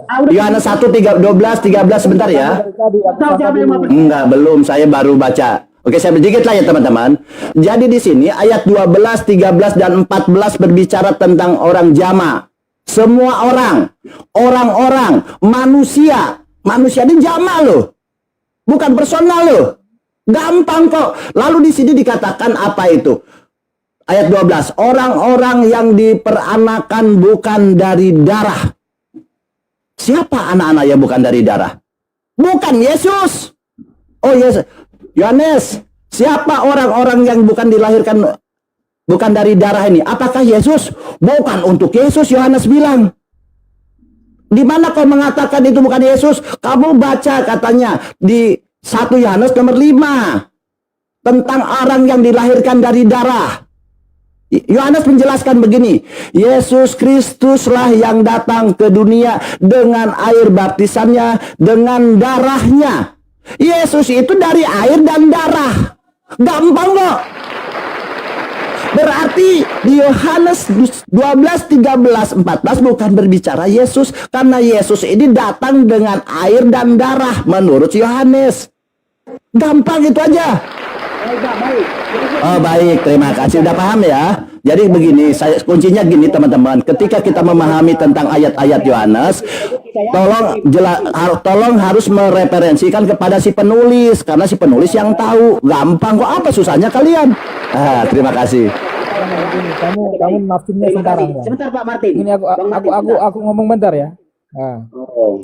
gini loh. Saya aja sebentar. Kalau Jadi begini. Jangan rebutan. Sebentar Bang ya Martin ya.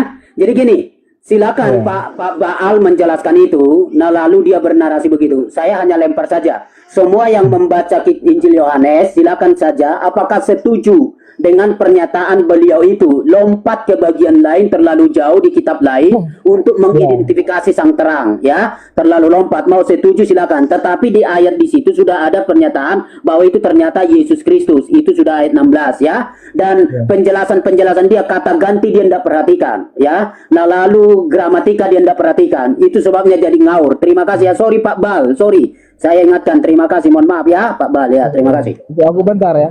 Aku bentar ya.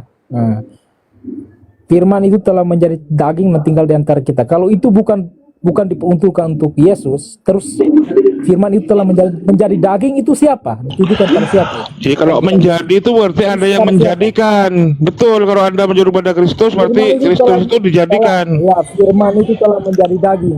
Iya, menjadi itu berarti ada yang menjadikan. Berarti benar bahwa Yesus itu ciptaan. Itu aja repot.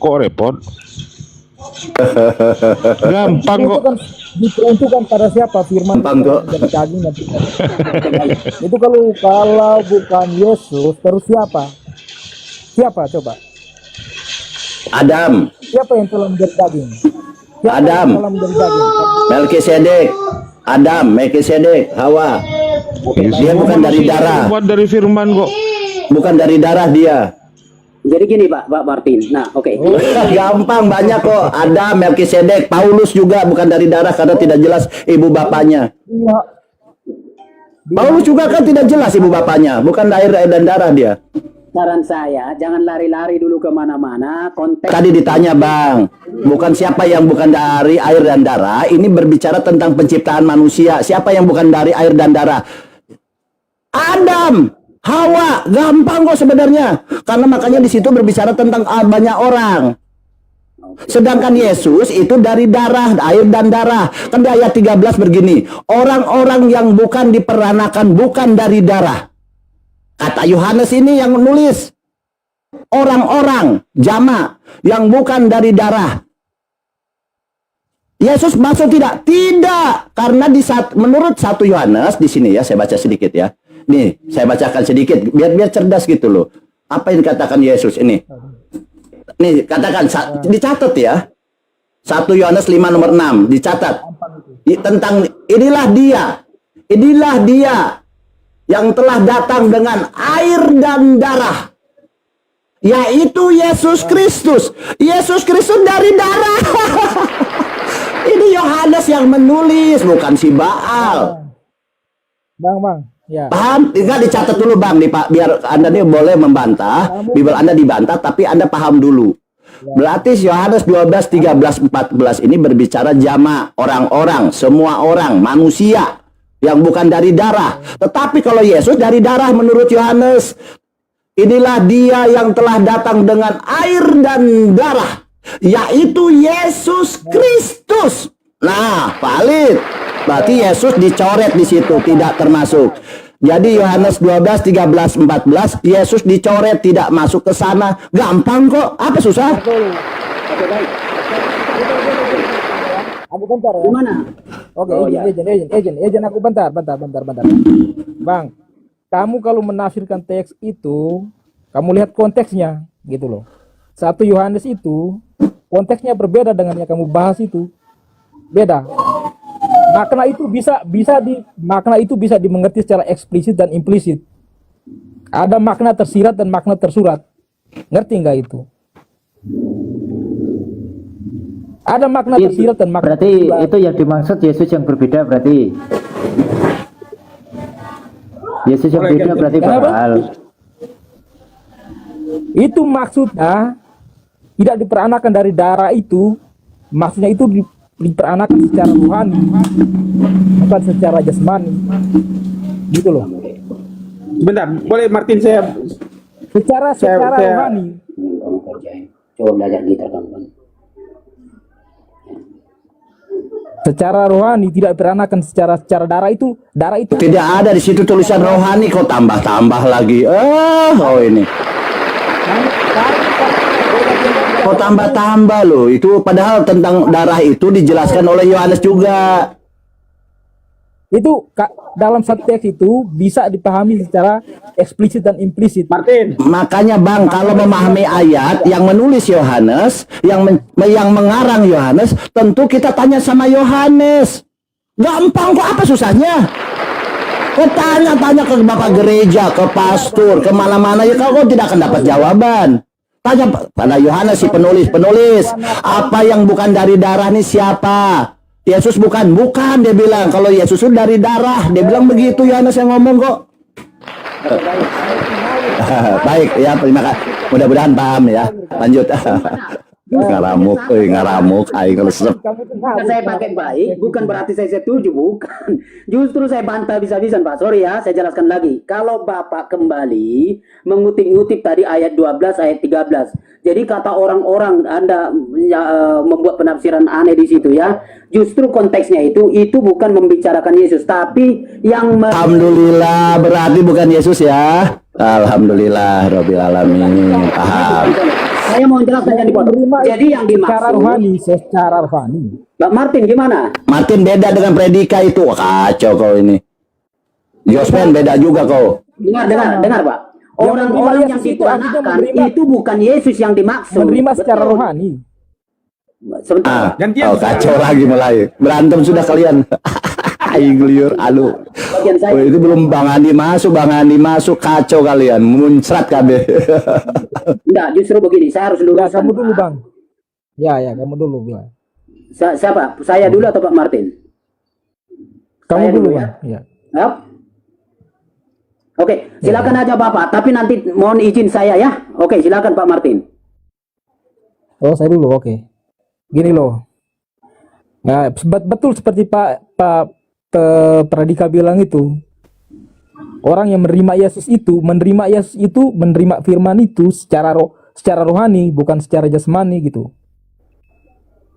Artinya dia tidak dilahirkan dari darah itu secara rohani, menerima firman. Kok ada secara Ngerti nggak? rohani sih? Ya, secara rohani karena tidak dari darah gitu. Jospen ada tanggapan Pak Benatua? Orang Boleh aku bicara, Martin? Ya silakan. Martin, boleh gantian bicara? Gantian. Tunggu, Martin dulu. Iya. Nanti dia jelak. Jadi lupa aku. Ya, kamu dulu, kamu Bang. Ya. Boleh aku gantian bicara kita, Martin? Silakan. Hei, Pak Jos, pelan-pelan. Tadi baru mau saya, sudah Pak Jos. Saya sudah Pak Jos dulu. Yo, silakan Pak Jos. Oke, perhatikan baik-baik. Dengarkan dulu Baal ya, cara membaca Yohanes 1 itu ya. Pada mulanya adalah firman. Firman itu bersama-sama dengan Allah, dan firman itu adalah Allah. Ia pada mulanya bersama-sama dengan Allah. Ia di situ adalah firman ya. Nah, 3 tentang firman itu. Segala sesuatu dijadikan oleh Dia, dan tanpa Dia tidak ada sesuatu pun yang terjadi dari segala yang telah dijadikan. Nah, dalam Dia, dalam firman itu ada hidup, dan hidup itu adalah terang manusia. Nah, ayat 5. Terang itu yang di ayat 4 tadi, terang itu bercahaya di dalam kegelapan, dan kegelapan itu tidak menguasainya. Nah, kemudian di ayat 6 berbeda, bukan bercerita tentang firman, tapi berbicara tentang Yohanes. Datanglah seorang yang diutus Allah, namanya Yohanes. Jadi ayat 1 sampai 5 tentang firman, ayat 6 tentang Yohanes. Nah, kemudian datanglah seorang yang diutus Allah. Jospen ikut aku belajar sekarang. Oke, bagus Jospen. Lanjut Jospen. Sudah pintar kamu sekarang. Lanjut Jospen. Arif, nyungkan Arif. Watul. Ngadu ke host. Lanjut. Ada handycam ini, ada handycam. Oke. Lanjut. Bang. Di ayat 6 itu bercerita tentang Yohanes. Di ayat 1 sampai 5 itu tentang firman. Di ayat 6 tentang Yohanes. Datanglah seorang yang diutus Allah, namanya Yohanes. Ia datang sebagai saksi untuk memberi kesaksian tentang terang itu, supaya oleh dia semua orang menjadi percaya. Nah, ayat 8. Ia, Yohanes, bukan terang itu, tetapi ia harus memberi kesaksian tentang terang itu. Siapa terang itu? Yang ayat 1 sampai 5 tadi. Nah, jadi Yohanes itu bukan terang, tetapi ia harus memberikan kesaksian tentang terang itu. Nah, ayat 9, terang yang sesungguhnya, dan yang ayat 1 sampai 5 tadi, terang yang sesungguhnya yang menerangi setiap orang sedang datang ke dalam dunia. Nah, ayat 10, ia telah ada di dalam dunia. Dan di ayat 10 ini menerangkan tentang firman. Kembali lagi menerangkan tentang ayat 1 sampai 5 tadi, firman. Firman telah ada di dalam dunia, dan dunia dijadikan olehnya firman, tetapi dunia tidak mengenalnya firman. Nah, ayat 11. Firman datang kepada milik kepunyaan firman, tetapi orang-orang kepunyaan firman itu tidak menerimanya. Ayat 12. Tetapi semua orang yang menerima firman diberi firman kuasa supaya menjadi anak-anak Allah, yaitu mereka yang percaya dalam nama firman. Nah, baru ayat 13. Orang-orang yang diperanakan bukan dari darah atau dari daging, bukan pula secara jasmani oleh keinginan seorang laki-laki, melainkan dari Allah. Nah, jadi siapa yang percaya kepada firman, itulah diberi kuasa menjadi anak-anak Allah. Itu artinya Baal. Nah, Pintar. Oke, lanjut. Bagus Jospen, udah bagus, sudah cerdas sekarang. Oke, yang lain. Oke, Martin sudah paham? Pradika? Kamu Bagus. yang paham, kamu yang gak paham. Jospen udah pinter dia, Jospen pinter ya. Terlalu ngaco itu saya bilang. Aduh ngaco, udah jelas Jospen ngaco lagi. Jospen ngaco katanya. Pendeta ngaco. Pendeta ngaco ini. Bilang ngaco. Waduh, penatua ngaco ini. Bahaya ini. Aku bilang bener Jospen pinter, dia bilang ngaco. Aduh kacau Jospen. Tadi bilang wah ini makin sesat. Begitulah ya. Tapi Pak Jos Penatua dibilang sesat lagi. Padahal sudah betul itu Jospen itu. Kom Bang Adam. menjelaskannya. Yang punya korban yang salah. Janganlah maksudnya gini Bang Predika, Anda punya argumen, punya pendapat, Bang Jospen juga punya pendapat, harus dihargai lah. Bang Jospen ini pendeta penatua, kalau bilang sesat gimana kalian yang kacau. Justru di hadapan pendengar saya bilang, yang Pak Jos Terima kasih Bang Adam. Pak Bali itu sesat. Ingat ya, yang Pak Jos itu benar, yang Pak Bali itu sesat. Oke, makasih. Oke, Bal. Gitu loh. Oke, saya terangkan lagi sebentar, Bang. Sebentar. Nah, diam dulu, Batin. Nah, di ayat 12 tadi, Udah ngomong.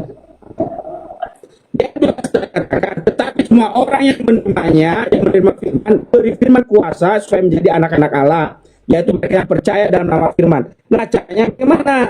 Diterangkan oleh Yohanes ayat 5:8. Nah, begini jawab Yesus, aku berkata kepadamu, sesungguhnya jika seorang tidak dilahirkan dari air dan roh, ia sudah Allah. Apa yang dilahirkan dari daging adalah daging, dan apa yang dilahirkan dari roh adalah roh.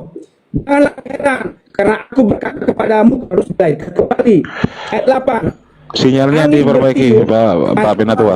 Pak Penatua, sinyalnya diperbaiki. Dengar dulu, sebentar. Ayat apa? Ulama pun Angin jangan bertiup kemana ia mau, dan engkau mendengar bunyinya. Putus Bang Jospen sinyalnya. Sedikit lagi. Masalahnya sinyalnya putus-putus masalahnya. Mau bentar mau lama tapi sinyalnya Udah bagus. Nggak ada yang denger. Nah, udah. Kadang bagus, kadang hilang gitu. Lanjut Bang Jospen lanjut. Ini Komal Muslim nih bebas Anda bernarasi. Mau mengarang bebas pun silakan. Gampang kok. Gara-gara si Bal ini ribut kan dia jadi finalnya Bal ya. Udah. Kamu kalau baca Martin aja bicara, lanjutkan Martin. Udah, Martin aja. Kalau sinyalnya kurang bagus, Martin lanjutkan Martin. Ya bagus, sudah bagus Pak Joseph. Bikin topik baru aja. Apalagi gitu aja. Aku ngomong dulu, weh. Kan udah tuntas. Bal ya. Kalau Koron di kamu atas, baca teman-teman. Yohanes 1 itu dari awal sampai akhir itu kamu bisa mengerti kronologisnya itu, satu ayat hubungan satu ayat dengan ayat yang lain. Itu kamu menafsirkan, jangan ambil satu kalimat tertafsirkan, itu jadi hancur itu cara tafsirmu itu. Kamu baca satu ayat terus ke ayat berikutnya secara kronologis, baru kamu bisa menafsirkan gitu. Jangan ambil ayat di tengah terus kasih kesimpulan, itu salah. Ngerti? Dimarah pendeta, Rek. Padahal sebenarnya pendeta Jospen itu udah betul loh. Jadi dia tidak akan loncat ke ayat 2 sebelum dia paham ayat 1. Belum tidak akan loncat ke ayat 3 sebelum paham ayat 2, 1 dan 2. Tidak akan loncat ke ayat 4 sebelum paham 1, 2 dan 3. Tidak akan loncat ke 5 sebelum paham ayat 1, 2, 3, 4. Kalau kalian tidak kan, ayat 1 loncat 14. Inilah kalian.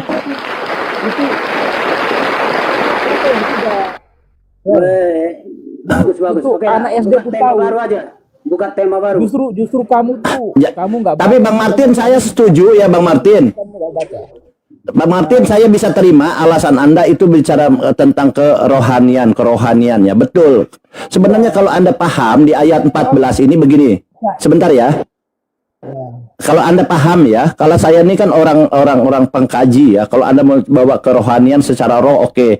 Bahwa di sini berbicara tentang 12. Secara rohani. Ya sabar gantian. Ya gantian, tapi Anda kan tidak bisa menjelaskan ya. Begini, ayat 12, 13, 14 ini berbicara tentang jama, orang-orang, manusia. Manusia ini jama ya. Siapapun manusia, Anda manusia, saya manusia, Bang Jospen manusia, kan? Bicara manusia. Nah, di sini Firman itu telah menjadi daging. Ya. Dan diam di antara kita. Ini kalau Anda paham secara rohani bahwa firman itu atau wahyu-wahyu Tuhan, ini firman-firman Tuhan. Kalau Anda bilang melalui Roh Kudus ini, diam di antara kita, di dalam hati kita, segumpal daging di dalam hati kita ini sudah ada. Itu sebenarnya. Namun masalahnya kalian ini disesatkan dengan terjemahan yang salah. Firman itu telah menjadi manusia. Padahal original text-nya itu daging. Jadi firman itu udah meresap dalam daging Anda, dalam hati Anda, segumpal daging. Kalau dalam Islam segumpal daging. Nah, itulah yang dimaksud. Waduh, daging itu sabar dulu. Manusia itu. Iya, artinya dia dalam, makanya dan diam di antara kita. Kita kan tidak tahu dalam hati kita. Apa kita bisa melihat? Artinya kita tidak bisa melihat.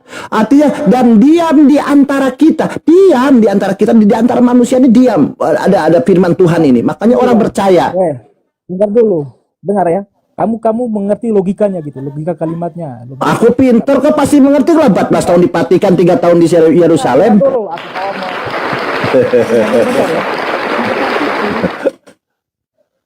Firman itu kali rohani. Firman itu hal yang gaib, rohani. Sedangkan firman itu rohani. Firman itu yang goib. Makanya diam di dalam hati kita. Diam di dalam hati kita. Itulah yang dikatakan secara kerohanian. Saya sudah sampai di sana belajarnya. Cuma Anda kan, saya mengikuti narasi Anda gitu. Saya kan harus berbicara ini harus enggak, saya kan harus bicara ini sesuai level. Levelnya sampai di mana? Kalau bicara kerohanian, firman itu telah menjadi daging. Sak itu bahasa originalnya, sak, daging. Dan diam di antara kita.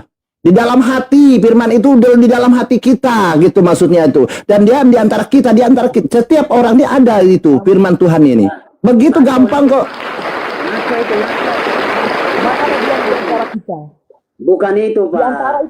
Iya, ini tadi si Martin bicara tentang kerohanian. Iya, tapi bukan itu ayatnya, jangan. Iya, terserah lah, oke, terserah. Saya ini ngikuti aja, Bang. Karena saya ini benar, aku ngomong ya. Oke. dari tadi ngomong terus aku. Kamu punya logika kamu. Ini ya, bentar ya. Firman itu telah menjadi manusia dan tinggal di antara kita. Menjadi daging, Bang. Menjadi daging, original tag-nya daging, Bang. Ya. Ya, daging ya. Coba ulang. Firman itu telah menjadi daging. Firman itu telah menjadi daging. Tinggal di antara kita. Baca, firman itu telah menjadi daging. Telah menjadi daging. Nah. Iya, udah dengar. Firman itu telah menjadi daging dan tinggal di antara kita. Ah, benar. Daging itu tinggal di mana? Ada di. Ya. Dengar dulu aku ngomong. Wah, firman itu telah menjadi daging dan tinggal di antara kita, ya kan? Nah, betul. Kalau semua orang itu firman itu sendiri, kalau semua manusia itu firman itu sendiri. Terus bukan, maksudnya itu firman-firman Tuhan, pengetahuan Tuhan ini sudah ada di dalam diri kita. Mengapa dia pakai kata antara gitu? Kamu di antara saudaramu. Di antara ini semua manusia gitu, di antara kita ini kamu dan saya. Kita ini antara kamu dan saya, kita ini adalah kata jamak yang antara kamu dan saya ini dikatakan kita. Kamu harus paham gak kita ini apa? Kamu dan saya ini kita, berarti semua. Gampang kok, kalian ini kata kita aja nggak tahu, berbicara Tuhan. Ada-ada aja kalian ini. Antara di tengah-tengah. Ngerti nggak? Ini saya berbicara nih, antara saya, antara kita. Berarti apa saya ini dempet dengan Anda? Ada antara lah, pasti gampang. Apa susahnya? Martin dengan si Baal apa pelukan? Ya enggak kan? Punya antara dia. Apa susahnya kalian bahasa Indonesia? Makanya kalian belajar bahasa Indonesia dulu, baru bahas Tuhan. Kalian macet kalau bisa Tuhan. Benar. Oke, sudah selesai ya. Jadi Yohanes 1 sampai 14, 15 bukan bicara Yesus, tetapi 16, 17 ke bawah ini berbicara Yesus. Gitu aja poinnya. Lanjut yang lain. Karena kalau berbicara orang-orang yang bukan dilahirkan dari darah, siapa? Tadi ada pertanyaan bagus. Siapa? Pertama Adam, Hawa, Melkisedek. Dia tidak berawal dan tidak berakhir, tidak punya silsilah. Adam sama, bukan darah. Hawa bukan. yang terakhir adalah Paulus. Paulus juga bukan dari air dan darah, karena Paulus tidak berbapak, tidak beribu. Gampang kok, apa susahnya kalian? Oke, lanjut. Topik lain katanya Bang Alip minta topik yang lain. Yang ini bukan bicara Yesus, lanjut. Oke, thank you Pak. Izin Pak Os ya, thank you ya. Di next time kita ketemu lagi ya. Oke ya, makasih ya. Begini Bang, Makasih untuk diskusi kita ya. kamu itu menafsirkan sepenggal kalimat aja, gak lihat keseluruhan dari akhir kamu. Ini ada topiknya kan, sudah ada temanya. Kamu ambil Iya tuh, bagus tuh. terus Iya. Wah, ini nggak tahu nih Bang Andi punya ini. Bahaya ini, Jospen, kamu siap. Sama ke Tuhan perjanjian lama dan perjanjian baru. Silakan. kamu ambil satu kalimat terus kamu tafsirkan. Kamu tafsirkan itu bukan keseluruhan narasi gitu. Itu cacat logika kamunya di situ. Ustaz Alif, monitor Ustaz Alif. Ustaz Alif. Gini loh, halo. Lagi makan daging. Lagi makan firman Ustaz Alif.